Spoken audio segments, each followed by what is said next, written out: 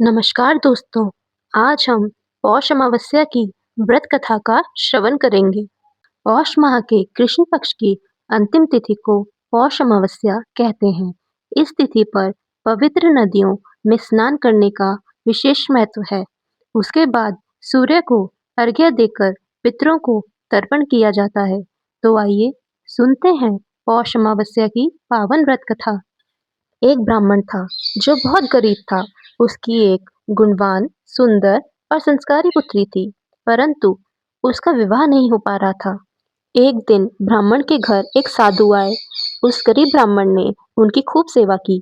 साधु ने ब्राह्मण की सेवा से प्रसन्न होकर उसे आशीर्वाद दिया, जिसके बाद ब्राह्मण ने उनसे अपनी कन्या के विवाह के लिए कोई उपाय पूछा।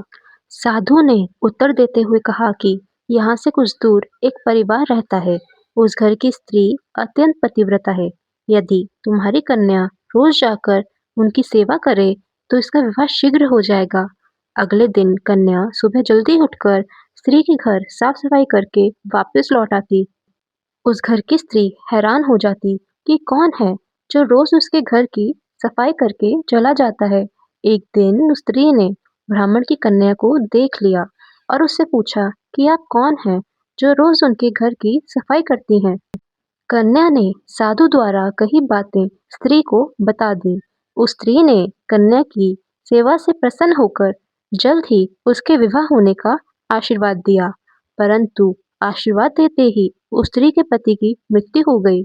यह देख महिला बहुत दुखी हुई, परंतु उसने हार नहीं मानी और अपने आंगन में लगे पीपल के पेड़ की 108 परिक्रमा करके भगवान विष्णु से अपने पति को वापस जीवित करने की प्रार्थना की।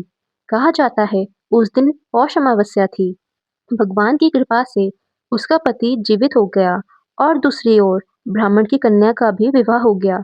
माना जाता है पौष अमावस्या के दिन पीपल के पेड़ की परिक्रमा करने से जातक की हर मनोकामना पूरी होती है। तो ये थी पौष अमावस्या व्रत कथा। आपको ये कथा कैसी लगी? अगर आपको वीडियो पसंद आया तो चैनल को सब्सक्राइब करना ना भूलें और वीडियो को लाइक ज़रूर करें।